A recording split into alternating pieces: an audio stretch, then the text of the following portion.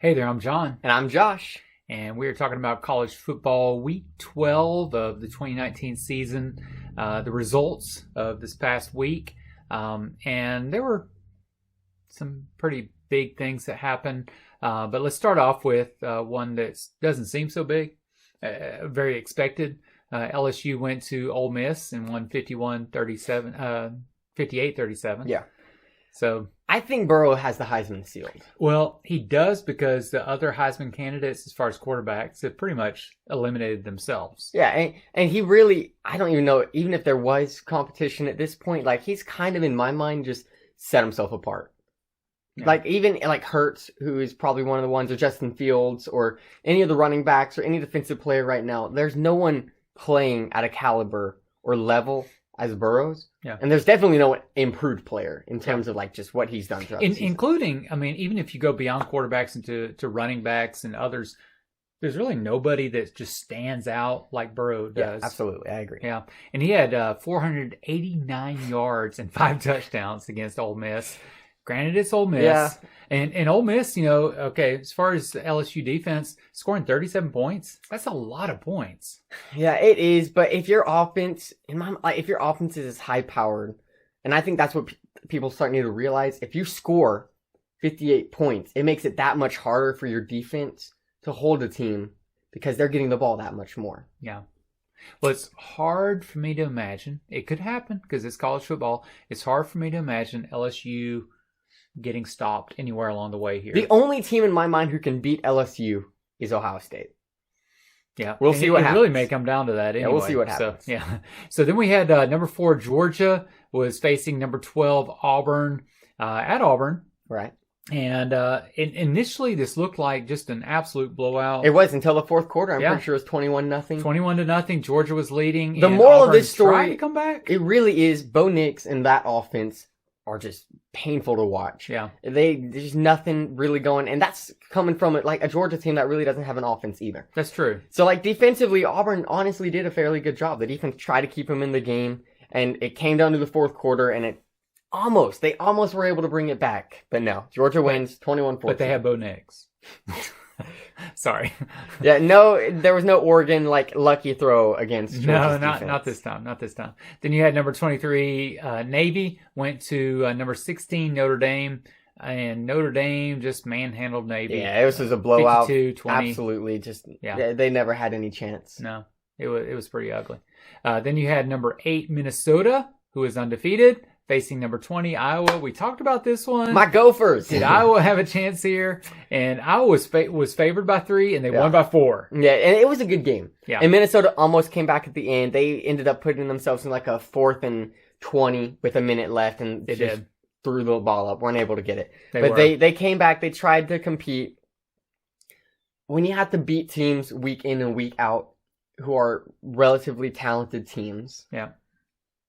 Yeah. It shows. Like, if you're able to beat Penn State, that's great. But you have to be able to keep that and keep going with it. The tough thing about Minnesota, as far as, at this point, okay, everybody doubted them already. Mm-hmm. And now they have gotten to a point of irrelevancy. Yeah. And the thing, like, what sucks is, like, Iowa's actually a decent team. They almost beat Penn State. They almost beat Michigan. Like, every single game they played, it's been so close. But it's still going to look really bad for Minnesota. It does look bad for Minnesota. Yeah, they're gone. They had to win this one. They Absolutely. had to, but they didn't. Okay, then you had number 10 Oklahoma. They faced number 13 Baylor, and this was pretty much a battle. And crazy how Oklahoma. I mean, it looked like Baylor had this thing. So 34-31. Undefeated coming into this game as well. And remember, it's 34-31, and Baylor had 31 in the first half. Yes, they did.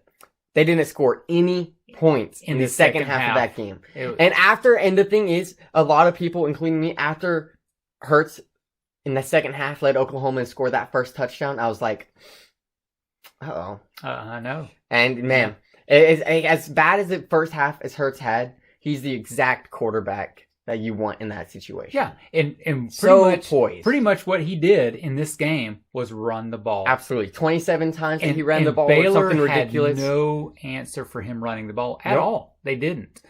They could not stop him, and he just kept getting first down after first down after first down until they It's won tough. the game. It's really tough. Yeah. Then you had Wake Forest. We're not going to really talk about this one. Wake Forest going to number 3 Clemson.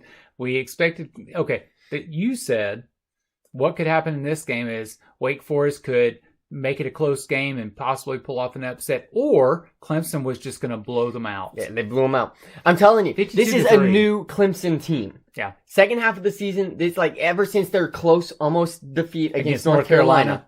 Yeah. I don't know who this team is, Yeah. but the way they are playing makes me think they're easy. Like they could compete with Ohio State or LSU. Okay. In my mind, the way they're playing. But remember, they're only playing ACC teams that are none of them are ranked. But Not remember, one single one. that's what Alabama said last year. They did, and then they got destroyed in the national championship. Yeah. So we'll see what happens. The coach is amazing. Trevor Lawrence is starting to pick up a little bit. That's dangerous. You don't. The last thing every team in the country needed was for him to actually realize, hey, I'm a good quarterback, which he's kind of realized now. Yeah. Okay, then we have an actual close one. Indiana went to Penn State, who was number 9 at the time, and they won this thing. Penn State did 34-27. But good grief, it was a pretty close game. This was a 2-loss Indiana team. I figured it could end up being a pretty close game, and it was. Penn State wins it out. They play Ohio State next week. I don't know if.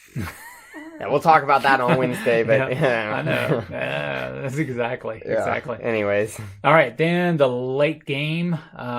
Goodness gracious, New Mexico. The Lobos went to visit number 21 Boise State. Yeah, and really nothing to talk about. 40-something to 9. But I guess the big thing to talk about was that Hank was not playing. No, we actually played the senior quarterback, Jalen Henderson, the entire game. Yes. So good for him. I'm excited that he was able to go out. And we knew going in it was going to be a joke of a game anyways. We scored 28 in the first quarter. And then. Well, I mean, New Mexico had only won 2 games coming into that one. Right. Yeah. So easy win for Boise. Hopefully Hank comes back eventually. Okay. Now, a disturbing game in the SEC. Well, disturbing for some people. Number 5, Alabama. Disturbing for everyone. Yeah, they beat Mississippi State 38-7. They did. Which was not the concern at all. No one even cared about the game. Yeah. So Tua left in the ambulance. Yes, he got hurt. He had a dislocated hip, and he's out. Yep. And he's out for the season. He's going to have surgery. That includes playoffs. When they're saying out for the season, that means he's not coming back. He's done. Essentially, if he goes NFL, his Alabama career is over. Yeah, and if he goes NFL, the thing is, at this point, the talk is that who's going to pick him up at this point? Because, earlier, he was going to go pretty far up in the draft. The only quarterbacks ahead of him earlier were probably Burrow and Hurts. Yes. And so at this point, with this injury, the question is this. Does he stay another year? Should he just stay another year and see how this injury comes along and see if he's able to play? It's a huge question. Yeah. But, okay, the bigger question to me is this. Uh-oh. After Hurts went out, so Jones comes in. Mac Jones comes in. And he scores a total of 3 points or leads the team to 3 points over the rest of that half and the entire second half, only 3 points. Yeah. And he only had like 80 yards in passing. Yeah. So I have a couple in an thoughts. Entire half. Couple thoughts. Slow down your roll, Alabama fans. This is the second time that Jones has been like thrown right in. Granted, he knew he'd probably play in this game. Yeah. He has a easy game next week to be able to warm up. Yeah, this is his Western chance. Carolina, Eastern Carolina, whoever They need it is, to go in and they need to let him just throw it. Throw it. Deep. Just throw it all over them. Try to get as much confidence as you can. You have to. If Alabama goes into this game next week and just like runs the ball all game, I swear, worst play calling ever. They have to give Jones some kind of confidence before the Iron Bowl. Yeah, but regardless of what happens, nobody has a lot of confidence in Jones. No, besides his parents. And you really, really don't want to get rid of Tua's youngest brother, Reggie. No. What's his name? And Talia. Talia. And he's already had 3 games. So he can play one more. He can only so play one arguably, more. If you have to play him, wait for the You Iron don't play him Bowl. in this one. Yeah, you wait for the That's for Iron sure. Bowl. You don't play him in this one. Yep. Yeah. All right. Then you had number 19, Texas, went to Iowa State. Yeah. And Iowa State pulls I'm off the telling win you, here. now that Northwestern's garbage, Iowa State's the new team. They're the new team to upset people. 23-21. Yeah, they play when it matters, and then when it doesn't, they lose. I mean, good grief. Their quarterback, Brock Purdy, had 354 yards and 2 touchdowns in this one. Both teams are now 6-4. Yeah, Texas is kind of a joke. I don't get how they were ranked to begin with What on 3 earth? losses. So stupid. It's almost every single season. There's these huge expectations for Texas, and then they just absolutely... Yeah, it honestly makes me... Anyways, moving on. Yeah. My predictions. There we go. Back to normal. I know you guys were worried for a little bit. After 2 wins, after 2 Yeah, after they correct ones last week. Clearly got to my head. So Florida... No, but you expected this I one did, to be, and I this even was a said, tough one. that, And it was close in the first half. Both games were close in the first half. Like, And that really was close. It. That was it. Yeah. So number 11, Florida, 23 at Missouri, 6. Not really surprised. Like I said, I was just throwing out something could have happened. Maybe surprised that Missouri held Florida 23. Yeah, 6 is really disappointing for Missouri. But they scored 0 against Georgia. So. Yeah. Anyways, that's tough. And then Michigan State, Michigan. Wow.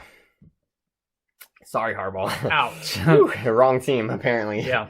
They absolutely demolished. Michigan won that one 44-10. Ooh. And remember, Michigan still plays Ohio State. Yes, they do. So, man, Ohio State's last few games here, extremely tough because they have to play Penn State and Michigan. Granted, I think they'll destroy both. But we'll see what happens because Michigan, this is a good win for them, 44-10. It is a good win. Yes. So that was our Week 12, the results of Week 12. Join us when we talk about Week 13. Go Broncos.